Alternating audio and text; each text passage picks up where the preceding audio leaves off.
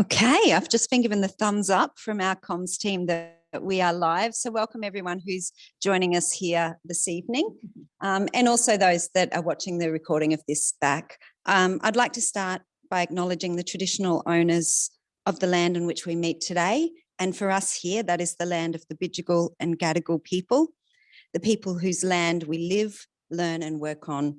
I recognise that this land always was and always will be Aboriginal land, and I pay my respect to the resilience and strength of the elders past, present and emerging, and to Aboriginal people who are here with us this evening and watching online today. So thank you for joining us. My name is Jodi Tweed.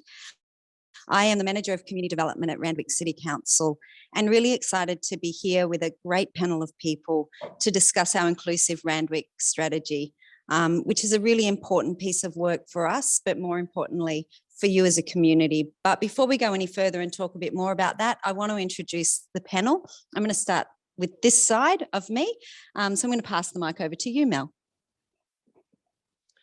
Hi, my name is Melinda Leves. I work for Randwick Council and I'm a Community Development Officer, specialising in a number of areas, working with our more marginalised community members in housing estates and social housing, and looking at domestic and family violence responses in our area. Thank you. Hi, I'm Vicki Harding. I'm working at Randwick Council, the Coordinator of Community Connection. And tonight I'm going to keep in mind how it feels to be a member of the LGBTIQ community in Randwick area. Thank you. And over to this side of our panel, Siobhan. Thanks, Jodi. My name is Siobhan Bryson. I'm the CEO at Weave Youth and Community Services. Weave has some programs in the Randwick LGA, and our flagship program in Randwick is our Cool Kids program, which my colleague Beau Foster, who's sitting next to me, works as a youth and community worker on our Cool Kids program. So I'll hand over to you. Yes, my name's Beau Foster. I'm a youth and community worker at Weave, and I've been employed with Weave for 5 years, but I've been a part of Weave since the age of 9. So yeah. Thank you. Well, thank you everyone for joining us, and we're hoping to have a lot of really great conversation. We also invite you who are watching online, if you've got any questions or any thoughts or comments, if you want to send them through, and we'll certainly love to be able to discuss them here this evening. I do just want to note that we are doing this event under COVID safe conditions, so everyone here is vaccinated, and we are following all of those guidelines in doing this evening. So talking about the strategy, the Inclusive Randwick Strategy is Council's commitment to support and develop a connected, cohesive, safe and resilient community where all people feel that they belong, can participate and thrive. It's not an easy feat, but we've certainly given it a really good go. And, in looking at that, we're looking at a 10-year plan of community strategic plan, and this strategy is one of 7 informing strategies. So there's a lot of stuff that council's doing, but this particular strategy is really looking at inclusion and social belonging and how we can really build that connectedness within our community through a lot of partnerships, which is why we've got our great friends here from Weave, because council certainly can't deliver all of this on our own, but we work really well with on-the-ground partners. So I'm going to start by asking our panel a question around that, just with what does inclusion and community connection mean to you, and particularly thinking about the communities that you represent. I might go to you first, Siobhan. Thanks, Jodi. So inclusion and community connection is, it's a really wonderful goal to try to achieve in any society, in any community. Randwick, I commend Randwick Council for, committing to this 10-year strategic plan and this vision for the wonderful Randwick community, which if I think about Randwick, I think about lots of really rich diversity, and I don't think Randwick kind of is. I mean, it is one community, but it's one community that has a lot of other specific communities within it that all bring value, richness, culture that makes up the whole of Randwick. So Randwick LGA is kind of a very fortunate local government area to have such richness and such diversity. But it also is a community that has a huge disparity between people with great wealth and those with who face really severe economic and social disadvantage, and also communities that I don't think are as enfranchised as others and don't necessarily always have the same opportunity to have a voice. So I think for an inclusive, connected Randwick, all of the different parts of the Randwick community need to be understood, valued, heard, and considered, and tailored sort of responses to their needs need to be developed. And again, as Jodi said, Randwick Council can't do that by themselves, and each of those individual communities that make up the whole Randwick community understand their own needs and issues better than, Beau understands the issues and needs of young people, and particularly Aboriginal young people in Randwick better than I do, better than Jodi does. So it's about asking people, what are the issues that impact you and your particular Randwick community, and how can we all together partner to support those needs and tailor that support and customize it to the specific needs that those communities have, and then how do we bring all of those communities together in a coherent, respectful, mutually respectful way, where we all really can appreciate each other's unique contributions, wisdoms, and diversity. So for me, that's kind of about community connection and inclusivity. Yeah. Beau, did you want to add anything around that? Because Beau actually grew up in Randwick, so I think Beau's Randwick is probably a particular Randwick. For me, like, my Randwick is a lot different to obviously others. I grew up around the community facing, complex issues. There are some gaps within, services within the community in that too. But the inclusion with the community is really important, and also hearing the voices of the members from the community is really important. I feel like to move forward, we need to sit down and take the time to listen to these needs and try and cater to those needs as much as possible. And that's where I want to come in and do my part. Yeah. Thank you. And I think that it's really encouraging, Beau, to hear your story, that you actually came through one of the services that does reach out to the communities and to young people, and have done that full cycle where you now are actually employed within that service and being able to give back into your community. And I think that that's the sort of thing that we want to see continue, that, I think community builds community best when it does it. And it's not us doing it, but it's the people within community that are doing it. So Vicki, what does inclusion look like for you? And you talked about sort of representing that LGBTQI community. And also I know you are the coordinator across a number of portfolios here at Council. So over to you. Thank you. When I think about how I feel included and connected to a community, as part of the LGBTIQ community, it's important that you're comfortable to be out. So it's easy to get around. You don't feel like you're judged. You see other LGBTIQ people welcomed and working in businesses. To see signs that we're welcome, like the big rainbow down at Coogee. That was just so lovely to see that. I hadn't heard that it was happening, but to stumble upon it and be starting work at Council was a really nice thing to see. And I know that the community really appreciates that. Even things like when you're filling out forms, to have adequate sexuality and gender options on the forms so that you're not left out. And to know that there are no hate crimes in the area, that hate crimes aren't tolerated, and that people are working to make the community a safe place. So I think that that's probably, yeah. What inclusion looks like. Yeah. Yeah. Mel. Thank you. I think a lot of it's been covered. We do have a very diverse community here, and inclusion for me means that regardless of someone's cultural background, socioeconomic background, race, gender, identity, that they can find the help they need, that they can find the support services. We've seen, the saying was, it takes a child to raise a village. Our villages have disappeared. And what we've seen, I think, that's been highlighted in COVID is that there is a lack of community connection for many people.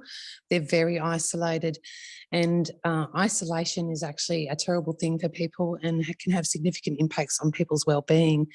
So to me, a connected community means that it doesn't need to be family, but you have friends around you, or you know where you can go to help, and you can find someone that will listen to you and hear you and validate and help and walk with you on that path. It's not my path to kind of drag you along it, but how can I help? What can we do? How can we make this better? And that's a connected, resilient community for me. Yeah, no, thank you, Mel. And as we're looking at the strategy, there's, a lot of work that goes in behind the scenes of coming up with what really looks like a fairly succinct strategy. And I hope, those that are watching online have had a chance to actually have a look at it. It is available there, and you've got many opportunities to provide your feedback, not just today or this evening as we're sort of chatting about it. But in order to actually develop the strategy, we did do a social study. So we went to the community and we spoke to them, and we spoke to our service providers and our young people. We spoke to the residents within our housing estate areas to try and really capture and understand how they do feel, and what are the gaps for them, and what does connection look like for them.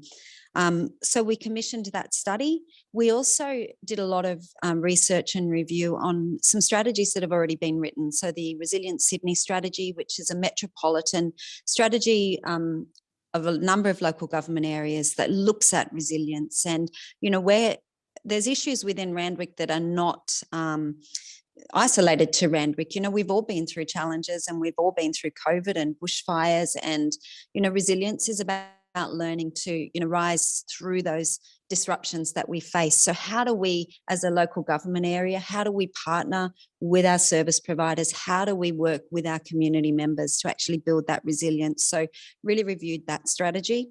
And we also looked at the New South Wales, Living Well in Focus strategy, which is the mental health strategy. And I think Mel mentioned that, this strategy is not just about COVID, but we can't deny that COVID has had an impact on people's health and well-being and mental health. So we looked at all of those things, and I think it's been mentioned a little bit. Both Siobhan and Mel sort of said this very well, but in a nutshell, what the study found for us is that Randwick is a place of diversity and also division. It's a place of advantage and disadvantage. And we have this really unique, sometimes complex, but incredibly deep sense of demographic within our community that doesn't exist in a lot of other LGAs, where we do have those marginalised communities living right next door to advantaged communities. And how do we bring that together? And how do we, promote the lived experience of all? So that's really the background of this strategy and the heart of this strategy. So, I will ask a little bit more into that, and it has been spoken about a bit, but how would you sum up Randwick? For you, Vicki, how would you sum up Randwick in looking at the study, your experience coming as somebody who's working within Randwick? What does Randwick look like for you? I'm so tempted to say it's like being on a holiday because of the beaches and the water everywhere.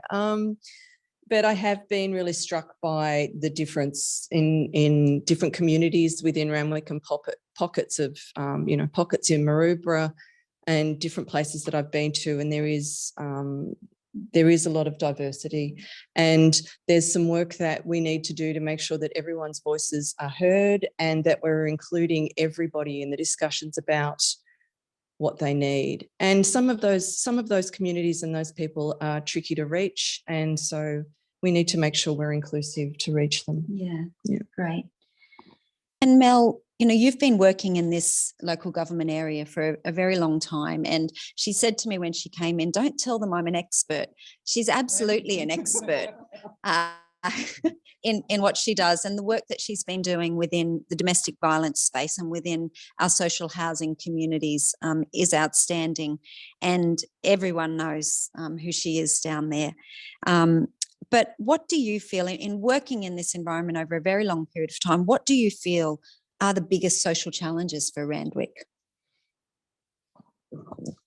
Thank you, Jodi. We'll talk later, I guess, about some of those other things. The biggest challenges, well, I don't want to take up all the time because we've got some great voices here. Discrimination is real in our community. And I'm going to say this up front because I think it's sometimes hard for people who experience this daily. I see it. Aboriginal people are still discriminated against in our community. There's still judgment, prejudgment.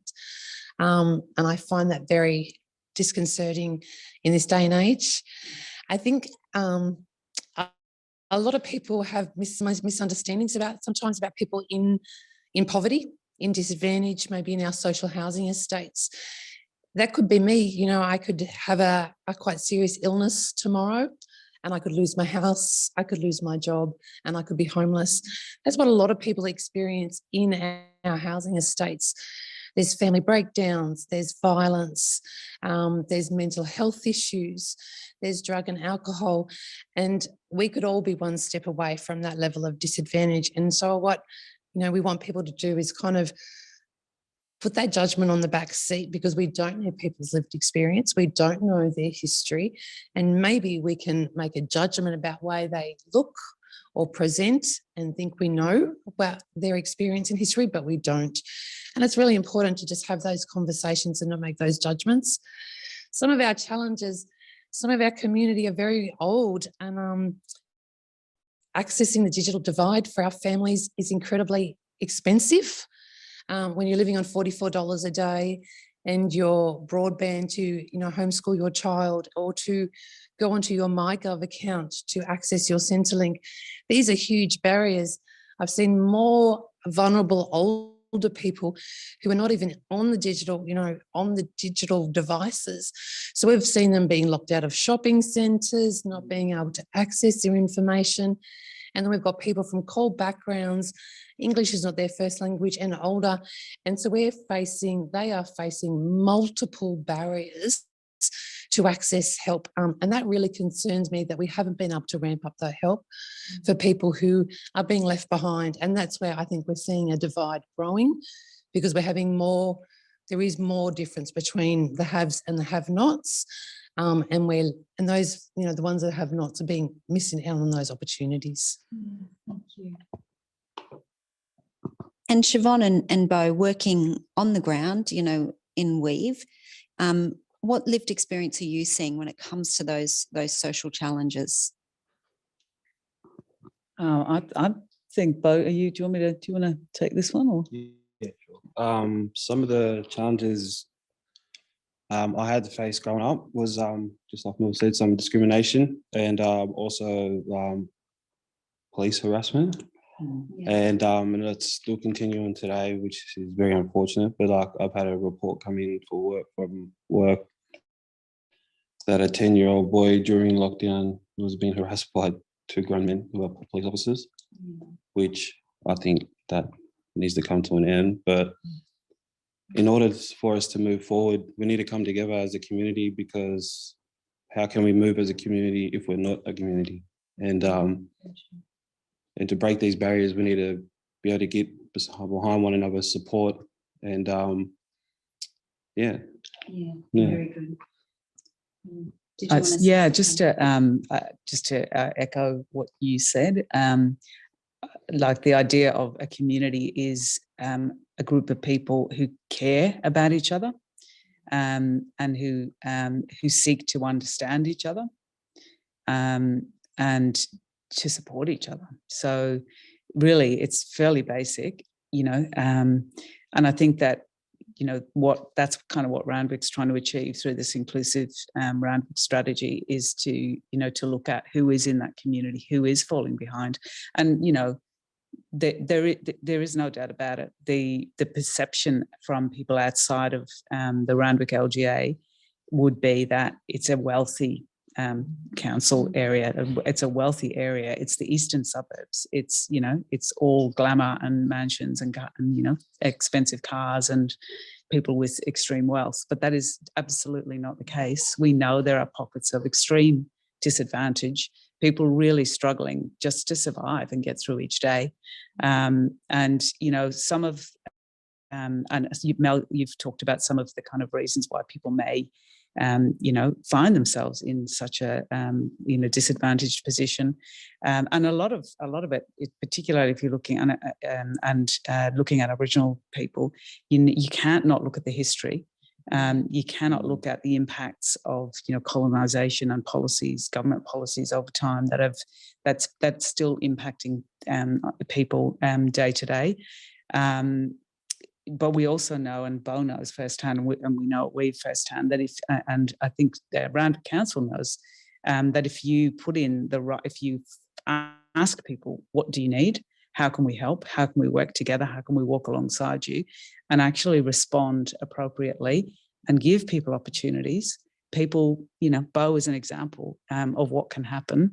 I don't know if anyone who's on the Facebook live stream or the Zoom stream or who's watching this had the opportunity to attend in April this year, the Southeast Block Party. I think that's a really beautiful example of what can happen when, you know, it was a community-led event held down at Coral Sea Park in Lexington Place.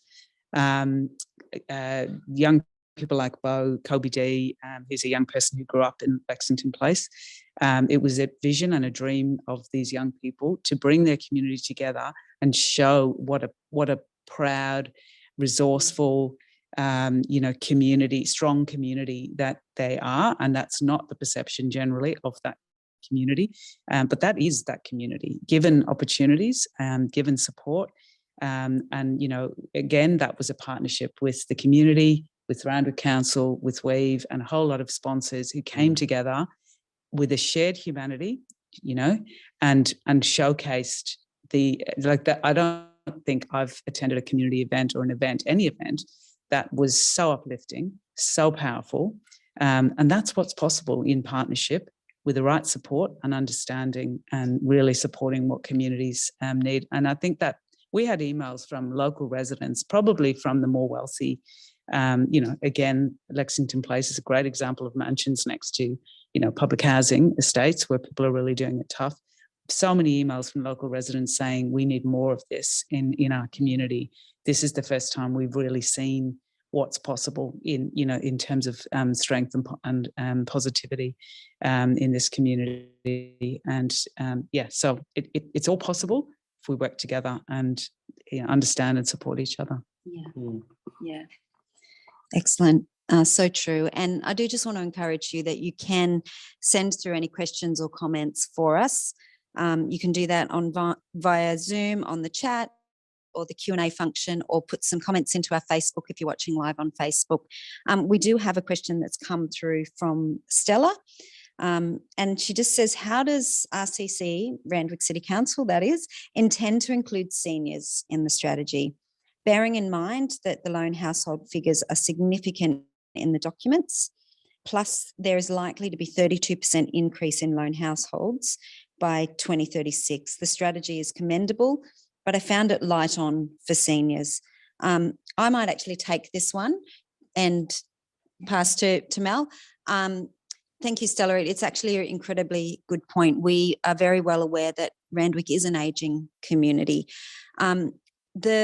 Some of the layered areas of the strategy don't come through very strongly when it comes to really the specific portfolios, but there's a number of strategic approaches that don't assume any one in particular.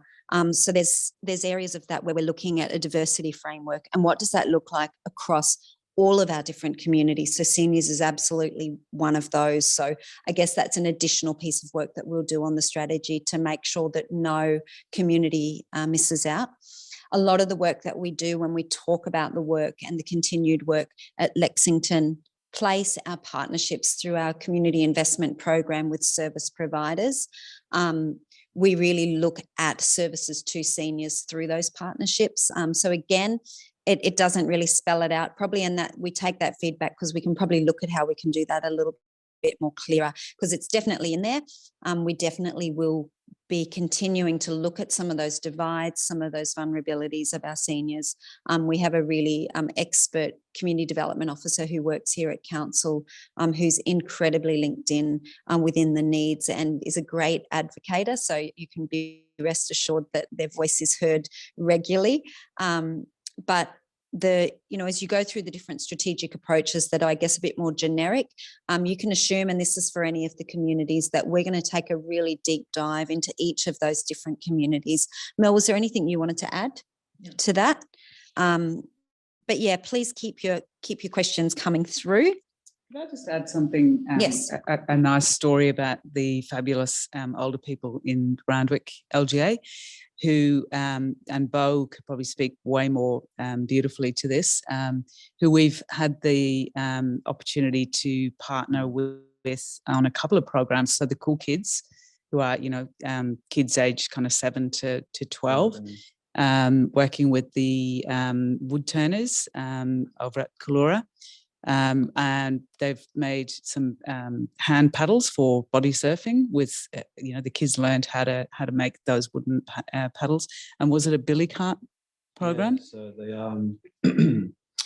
yes, so they've made clocks, they made billy carts, and they made possum homes. So just not long ago, like during pretty sure it was the first term, we did a program with the woodturners, and this was after the bushfires, and they asked some of our kids if they'd like to come make some possum boxes for the possums that lost their homes in the bushfires. So we had with some of the older men there, which they're all great men, and they look after the kids very well. But it was nice to see the kids step up and take part of this project and give back. They're building like possums homes and stuff, so it's really nice. Yeah. And just a beautiful talking about inclusion and connection, connecting across the generations, connecting Aboriginal young people from La Perouse with some of these older men were like Italian, Greek backgrounds. Like it was just, and there was an initial kind of, I'm sure, a little bit of a kind of maybe fear, or how's is going to go, and just breaking down all those barriers just through, again, that human connection and getting to know and understand each other, and some great relationships were built with those kids and those older men. So that's inclusivity and connection. Yeah, thank you. And through our community investment program, we invest in a lot of those different generational activities. We also partner with a number of our community services that really look at a lot of those different areas. But I'm very aware that there's a number of older people in our community that are very isolated, and the pandemic increased that isolation significantly. At the beginning of the first lockdown, we actually did a real drive on getting some devices for some older people within our community and doing some training with them, because they couldn't see their families. They're in often quite big homes that they acquired a long, long time ago.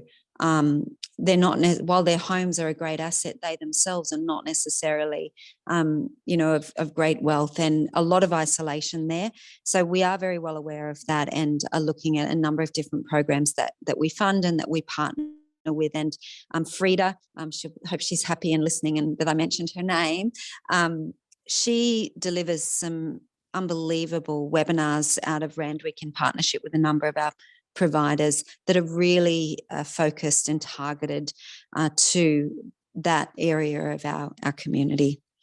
So moving right along, I'm just going to, make sure I'm in the right section here. Before we move into kind of pulling the strategy apart a bit, and we're certainly not going to go through every strategic approach that sits in it. And again, I encourage you to read it. But I do want to look at the outcomes and maybe some of the principles, which is really that visionary stuff that we have of what we want to achieve. But I wanted to just ask the team first that how important do you think it is that council has a strategy like this? Because not all local government areas do have a specific strategy around connection and inclusion and resilience. It's certainly the first time that Randwick has done it to this extent. Those things have sat sprinkled across a number of plans and strategies. So it's not that it's not been there. But how important do you think that it is for us to have a strategy like this? I kind of think it's everything, because I mean, there's, you know, roads and there are shopping centres and there are schools, but it's really about the connection between people that makes people's lives worth living and makes them bearable. And to be included makes people happy, and that's what we want, I guess. That's the bottom line. And I think we've got to keep finding the people in the community who are being left behind. It's only fair. Yeah, no. Sorry, I got distracted by a noise behind me and I've lost my thought flow. Do you want to go that way? Yes, can we? Yeah. Yeah, look, I you're right now.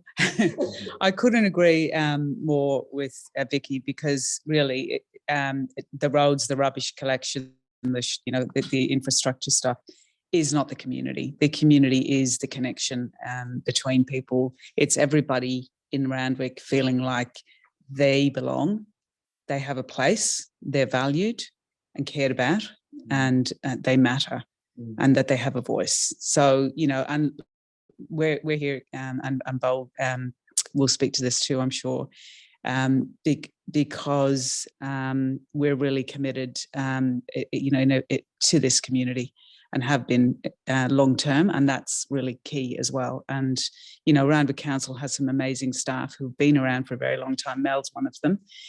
They're so committed to this community, and they work so well with the partners like Weave and others in the community. One of the things that we see, and talking about that belonging and feeling valued and cared about, we know, and I know Randwick Council has identified that there is a gap in services for young people and spaces for young people where they feel all of those things: belonging, value, cared about, and have a voice and supported. We know there are high rates of youth suicide and have been in across the Randwick LGA. And we know that there is a need for more support. So I'm very, very heartened to see that one of the priorities coming through in the strategy is a space for young people. And beyond the space, it's also about the care and the support that they're going to receive. And I think, Beau, you could probably add to that. How important that is. Lost my train of thought. Okay, we'll come back. Nell, have you gotten over the startling? Sorry about that. Yeah, I think I'm actually quite proud of council. I think Randwick Council has actually been a leader in many ways. I have been here for a while. I hope we stop saying that so often. But I'd say that a few of us have championed council to look at those broader definition of what our council means, because you're right, everyone, you know, council means roads, rates and rubbish, the 3 R's. And I think some councils are still, you know, working on a bit of that model, but we've certainly moved. We understand that, because you need your rubbish collected, because that's awful.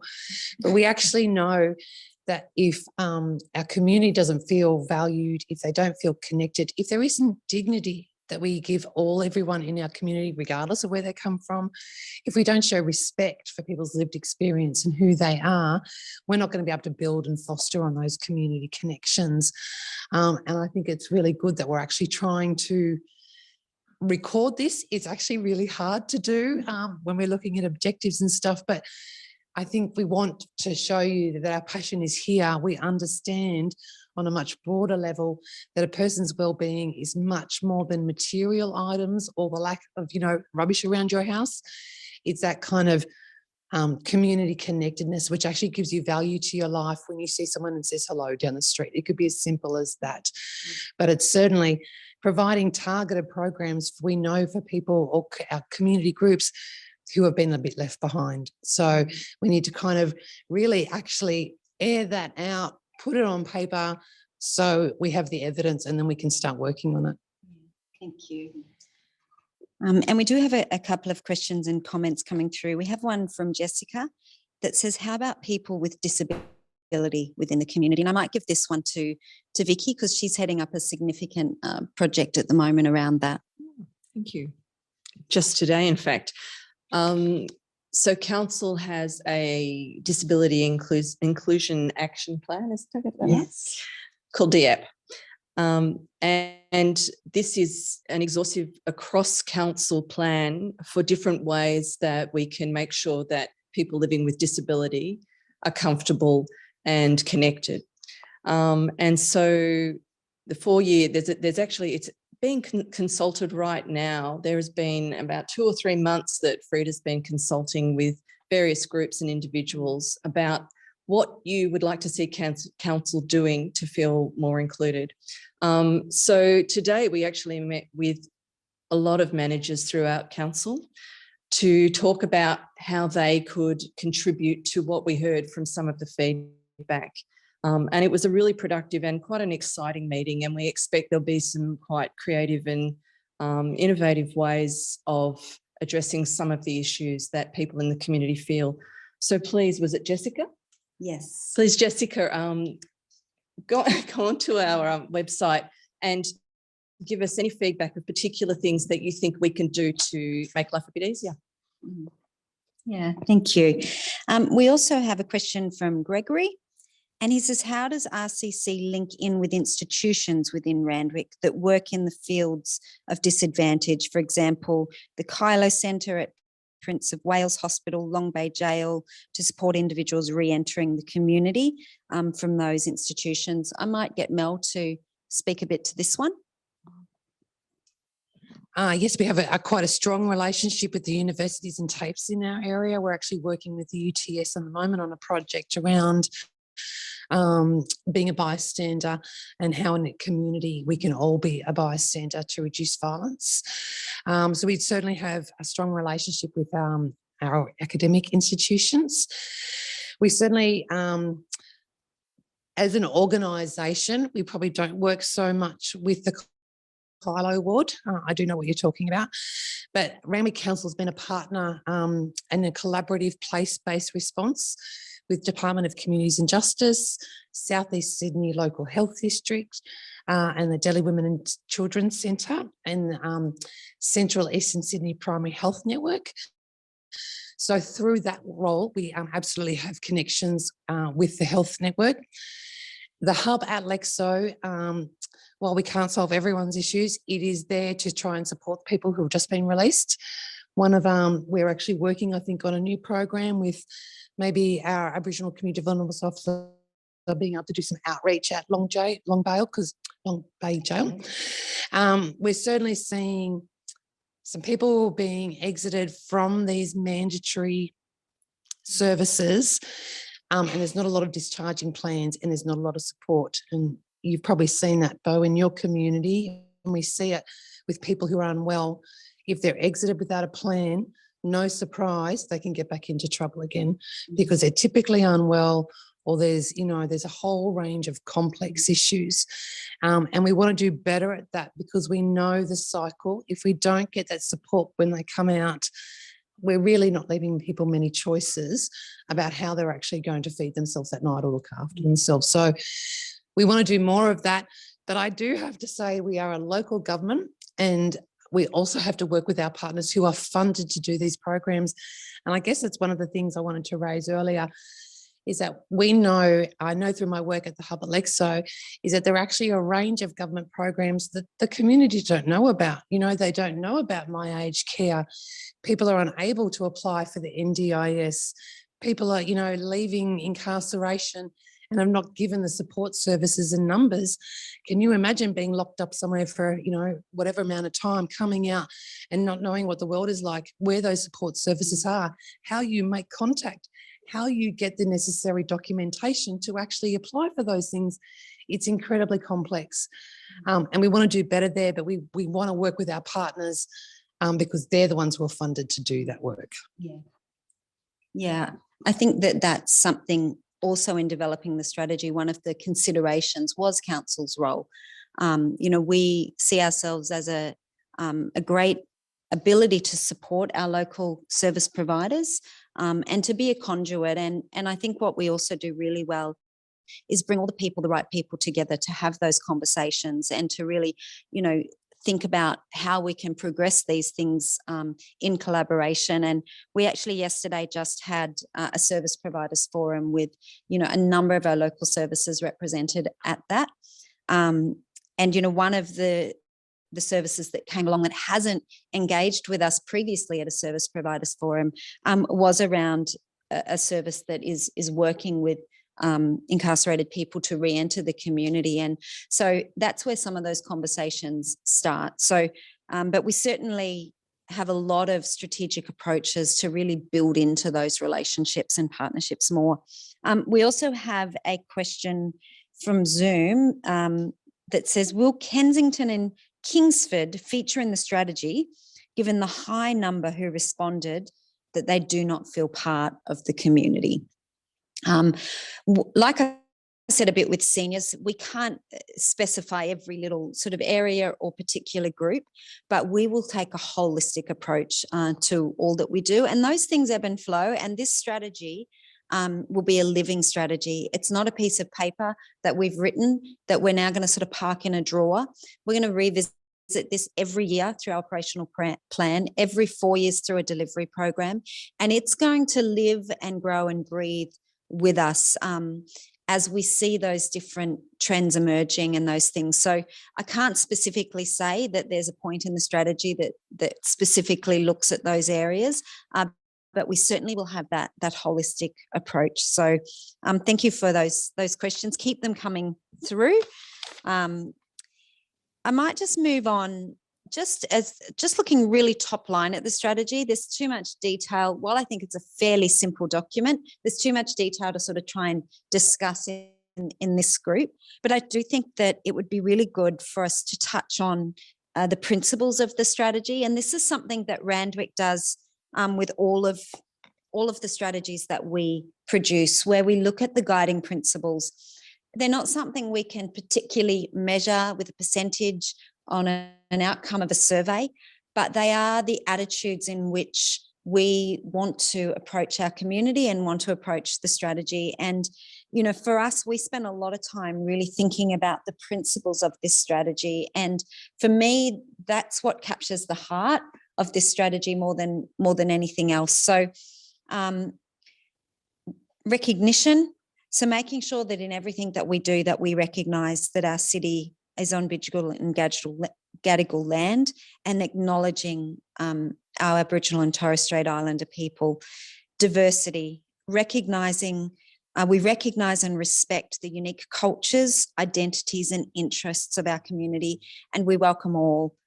Equity, and this is something that really came through in the study, that we aim for equal access to community services for all. We know we don't have it, but we certainly want that to underpin the attitude of everything that we're doing. Collaboration, we welcome all to participate and share responsibility in shaping our community and city.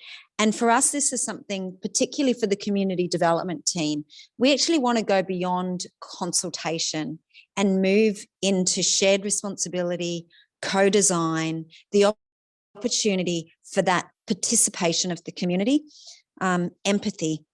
This is something that came through with the team and is really important. I think particularly what we've seen over the last 12 months in federal government with a lot of the DV stuff coming out is empathy, and really understanding and valuing that lived experience impacts people and it impacts their well-being. And, when we're working with community, that we are coming from a position of empathy and advocacy.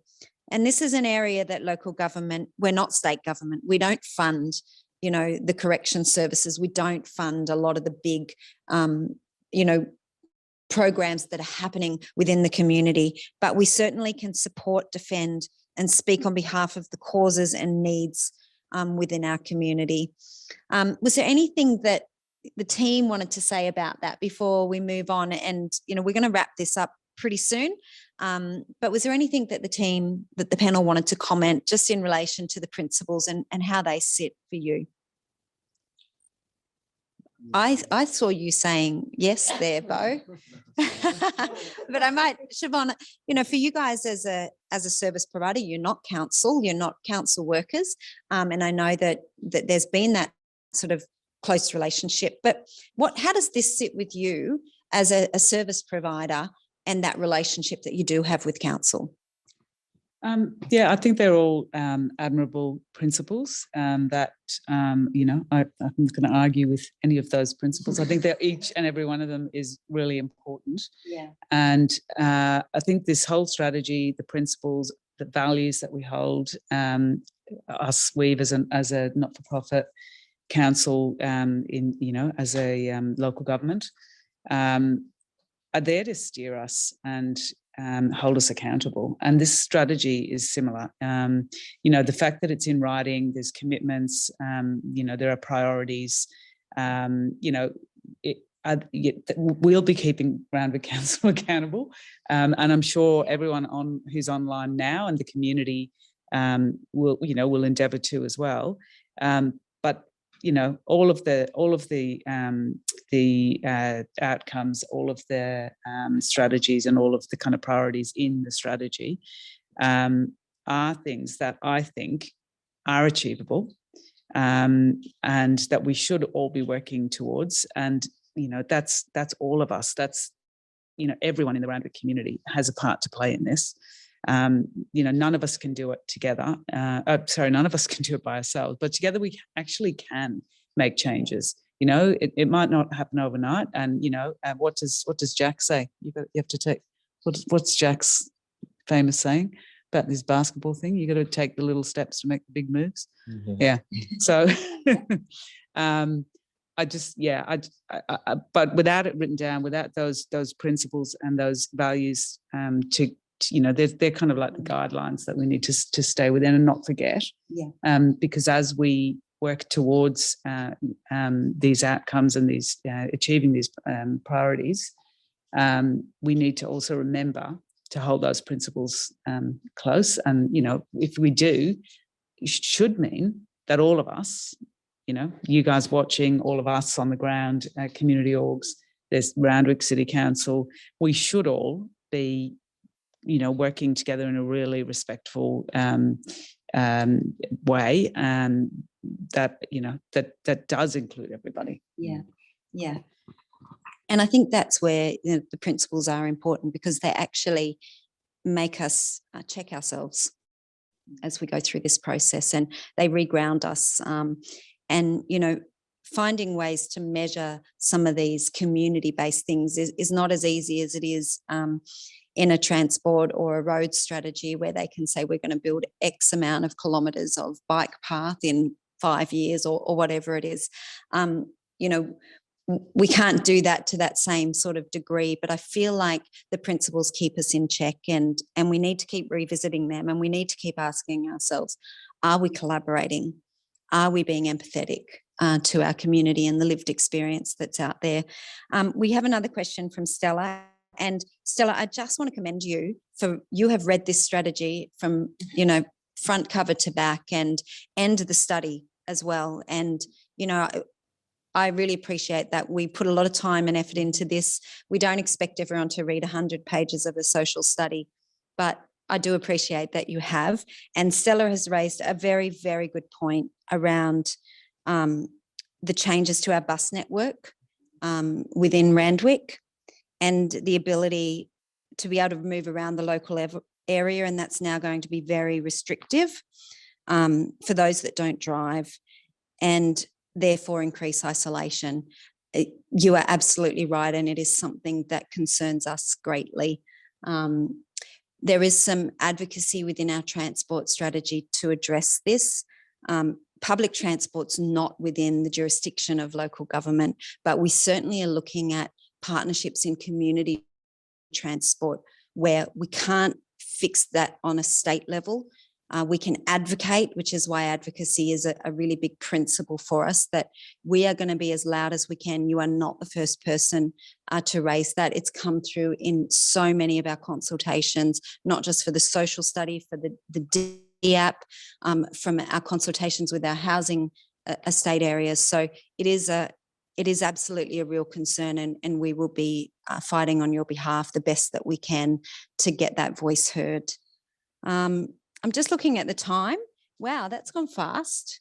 We were wondering if we'd be able to fill 20 minutes, and and we're nearly at the 1 hour mark. So we're not going to keep you too much longer, but I did just want to, I guess, speak out, and if there's anything particular that the panel want to finish on, but just give the 3 outcomes of the strategy, because for us, they're like our vision statements. This is what we want to achieve by doing this. And it's a long road, and it's not an easy road to do it, but it is what we want to achieve. And we really want to speak that out. And outcome 1 is we want a resilient city where people are engaged, connected, and feel a sense of community and belonging. Outcome 2, we want a city where people can access social support and amenities, whatever their ability, and wherever they live. And outcome 3, we want a city that is dedicated to the individual and collective health, well-being, and safety of the community. And that is what we're certainly going to be working hard towards. That is what we're going to be working with our partners and our service providers to achieve for you over the next 10 years. And it's not going to be without its challenges. And we are actually really accessible for you to come and have a chat or send an email. We really do want to collaborate, and we want to share the responsibility, because council certainly cannot do this on its own. But as Siobhan said, if we come together, we actually can make some really big headway in these areas. So I'm just going to get the panel to just make one final comment, and then we're going to wrap it up this evening. So Mel, over to you. Thank you everyone for joining us. We really are interested in your thoughts. We do actually want to work for the community and with the community, and we need you to be all active bystanders to tell us what it is and to look out for others in your community and raise those issues when you see it. I guess for me, it's really good to have a clear plan that directs my work and the work of everyone on the team going forward over the next 10 years. And talking about that to people makes me and the team even more familiar with the detail about it, which I think is, really useful. It makes us, targeted in what we're doing. Yeah, thank you. Beau. I would just like to say thank you to everyone who took the time in to tune in at home. Thank you to the Randwick team for having us here. I think it's important to really take the time to sit down and talk about the issues that are happening in the community and how we can cater to everyone within the community for their needs. And I'm very passionate to see about community and to see community grow. So I'm very excited. Thank you. Hard act to follow, Beau. Yes, again, thanks to Randwick Council for developing this plan with the community and for consulting widely with the community. And I believe recently you had 3 Randwick Council people come to Cool Kids to talk to the team about what you see as the gaps and the needs. So it actually is real. The consultation it feels quite real. The commitment feels very real. It's a really amazing community, the Randwick LGA. The diversity is so rich. There's such a richness to tap. And, can you imagine, all of those, different Randwicks, because, it is a diverse community, all of those communities coming together. The whole, when that happens, it is magic. The whole is truly greater than the sum of its parts. So let's get together and make some magic. Yeah, excellent. I want to just thank the panel for coming out on a Tuesday evening. And, you guys can't see this, but, you should see all the producers that are sitting behind the scenes here. No, our comms team, though, is definitely here and making this happen. So I do want to thank them as well. And I think I'd just like to finish by saying that every single one of us are part of this community, and everyone does have an opportunity to make a difference. And it can be something as small as smiling in a shopping centre, or just observing and saying something if you see something that's amiss or that's not right. There is a lot of people out there that are hurting, that are socially isolated, and if we all open our eyes, we will actually see that, and we can make a difference, and we can be a part of this change. And that's why one of the principles is that shared responsibility. We can't do it without you, and you can actually make a difference as well in what you're doing. And also, if there is anyone that's watching this, either live or the recorded, who is feeling socially isolated and struggling, there is help out there, and there's obviously the standard lines that you can call with Lifeline, but you can actually reach out to Weave, you can reach out to the Junction Neighbourhood Centre, you can reach out to Coolura down at Community Centre down at Bilger Crescent, and you can actually reach out to the Community Development team here at Council, and we can connect you through. So thank you for your time. Thank you to the panel. And I'm really looking forward to working with all of you in actually making this a reality and taking it from the paper and just getting it out there and making a big difference. So thank you.